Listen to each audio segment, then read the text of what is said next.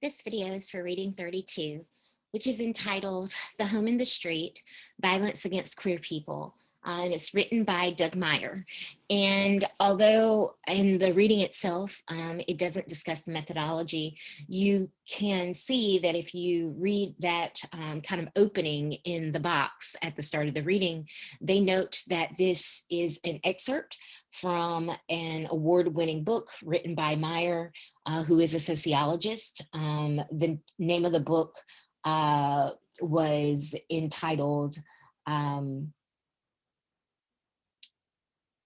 Violence Against Queer People, and it is based upon his data collection using interviews, in-depth interviews, in order to understand the violence experienced by people who identify as queer in America. So this particular excerpt starts off by sharing the story of Tamika, who was cut off from her mother after coming out to her at the age of 33.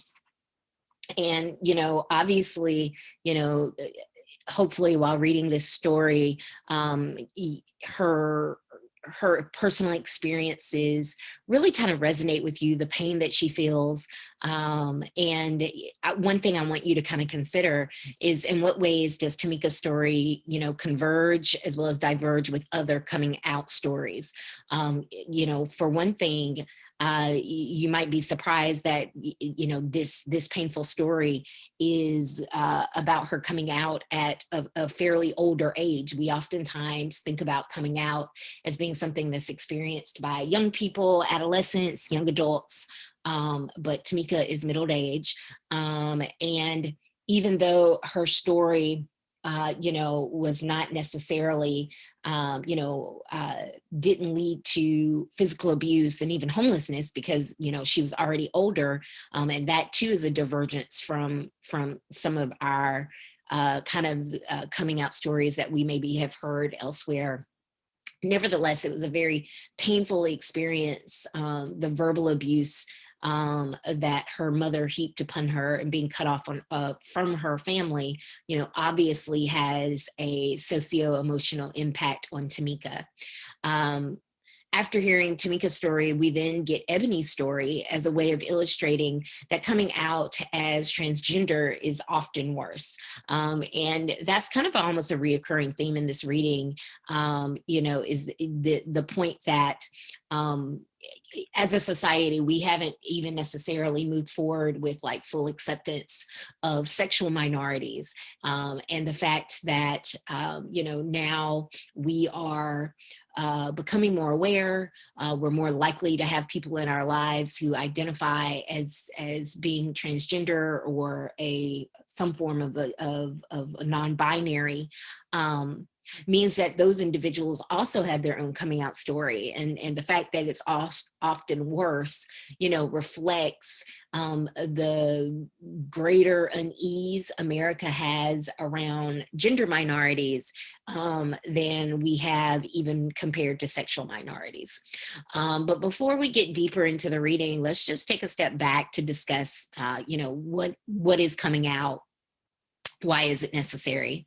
So, just a reminder that, part of why we have the coming out experience, expectation, is because of concepts that I discussed in the video for reading 29, heteronormativity and compulsory heterosexuality, because we define masculinity and femininity as being attracted to the so-called opposite sex. There's this general expectation in society that most people are heterosexual, and society is set up in such a way that our expectations that people are heterosexual can be reflected in our norms and our social institutions, and that's what's meant by heteronormativity. And so for this reason, no one really asks things like, when did you know you were straight? While when did you know you were gay is often a common question. So one way you can think about this is that it is a privilege of not being called upon to explain your sexual desires and behaviors. That is a privilege that is associated with heteronormativity. And it is also why straight people are not expected to come out. They don't have to come out. If you live in a heteronormative society where compulsory heterosexuality is the norm, you don't have to come out as straight because likely everyone already thought that you were. And so when I teach this, in a face-to-face class and spend more time on this concept, there is this questionnaire that's called the Heteronormative Questionnaire. And it takes a lot of the questions that we ask of people who are sexual minorities, and it replaces gay, homosexual with the word heterosexual. And it really just makes you kind of think, the fact that you probably have never gotten these questions if you are heterosexual just kind of emphasizes, the heteronormative structure of our society. So some of those questions might be things like, what did you think caused your heterosexuality? Is it possible your heterosexuality is just a phase you may grow out of? If you've never slept with a person of the same sex, how can you be sure you wouldn't prefer that? Or why do you insist on flaunting your heterosexuality? Can't you just be what you are and keep it quiet, right? It probably sounded really odd for me to voice those questions because in a heteronormative society, there's no reason to voice those questions.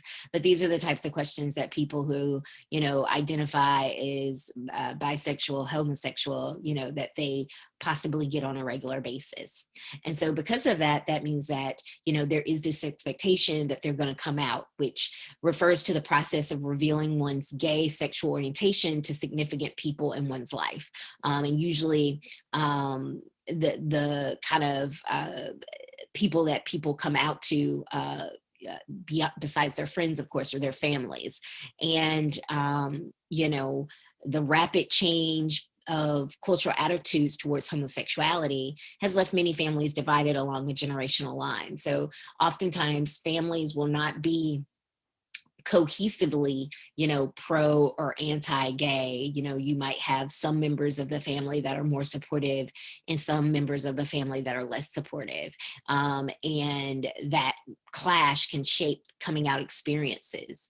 But it's really just worth emphasizing that, all the research that we have really does show that supportive families offer important protection from the stress and isolation that young people and really people of all ages feel when they come out.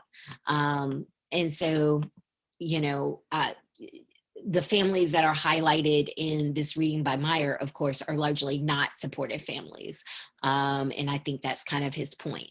The reading highlights the familial abuse that many queer individuals face, because as the author notes, it's often been overlooked despite many LGBT people experiencing higher rates of abuse within and not outside of the home. So oftentimes we're focused on the violence inflicted upon LGBT individuals by strangers or by people in their communities, but in these external spaces, but not in their actual home sphere. Especially since a lot of that violence that occurs within the home isn't necessarily an extreme manifestation of violence. But hopefully by, reading this piece and hearing, the emotional pain that a lot of the respondents feel recounting their experiences within their family, just because it's not an extreme manifestation of violence doesn't mean it wasn't impactful. The author also makes the point that by focusing on stranger-based forms of violence, some types of victims, oftentimes gay white men, receive a disproportionate amount of immediate attention. So the author is suggesting or encouraging us that we really need to start thinking about abuse against queer individuals from an intersectional lens. And this is really what a lot of this reading is doing, is considering the ways in which social class, gender, as well as race shape and impact the amount, the type, the forms of violence, where that violence is experienced, in the lives of queer individuals. So a good amount of the reading is basically looking at, if you use that intersectional lens, what are some themes that emerge? And I'm not going to go over all of what I have here on the slide, but I just want to highlight a couple of points. So first of all, obviously, a person who's lower income, they can face some real constraints on their ability to leave abusive situations.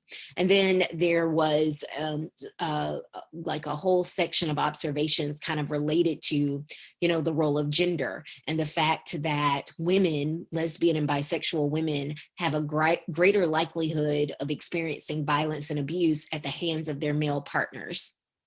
And we hear this, we see this theme both in the discussion of Dorothy, who is a lesbian, her experience, and Leslie, who is a bisexual woman, in her experience. And so the author kind of concludes that gender remains deeply implicated in the violence experienced by queer women. Homophobia alone cannot explain it. And there's some discussion about, is how much of this is related to how lesbianism or bisexuality might be perceived as a threat against masculinity, how much of this is related to the fact that, there is this traditional gender norm where women are not supposed to be sexual subjects so much as they are sexual objects that largely exist for the pleasure of men. And so, lesbian women, bisexual women in relationships or having relations with other women, kind of violate that norm. And so, the author is really trying to say that, these types of stories, that these women share where they've experienced this violence that seems to be just as much related to their gender as it is to their queerness, definitely complicates our understanding of anti-LGBT violence, because it doesn't neatly fit in with, our perception that this violence is always is always influenced, is always being, primarily predicated upon, homophobia and bias against homosexuals. At least in the case of women like Dorothy and Leslie, gender also seems to be really relevant. By focusing on those kind of traditional, tales of violence, which your author does note, oftentimes these tales, especially the ones that traditionally have been lifted up in the media, have really centered middle-class gay men. Lesbian, bisexual, and transgender women's experiences of domestic violence at the hands of heterosexual men are rendered largely invisible. But not just women, low-income gay men, their experiences have also been excluded by focusing on middle-class gay men. And so we get like Javian's experience, because, what about if the violence that you're experiencing within your home is further complicated because you don't really have your own home, a home that you share with your family? So Javian's experience really highlights the role that group homes and shelters, can play in the coming out, and as well as the experience of abuse at the hands of others. But it's not just that social class can shape or influence the coming out experience and the likelihood of violence. Social class, also is a consequence of familial rejection. If familial rejection leads to you being put out of the home, and especially if you're, younger, obviously this can really disrupt your future, and that homelessness can have a very significant and severe impact on your ability to achieve financial stability, to experience upward mobility, throughout the course of your life. And so another theme that appears when focusing on this topic, using intersectionality, is the likelihood that, even one family member was supportive. Kind of like what we discussed at the outset about the difference between coming out as homosexual versus transgender. For people who came out to their family as transgender, they had a much greater risk that no one in their family was supportive. And the reading notes that when you combine this with the widespread discrimination that transgender individuals face in today's society in regards to both, getting a job as well as accessing housing, this means that coming out as transgender to your family is particularly risky, right? And, if you think about the famous faces associated with being transgender, people like Caitlyn Jenner, you're missing the story, because obviously a lot of people who are transgender have significantly less resources than Caitlyn has.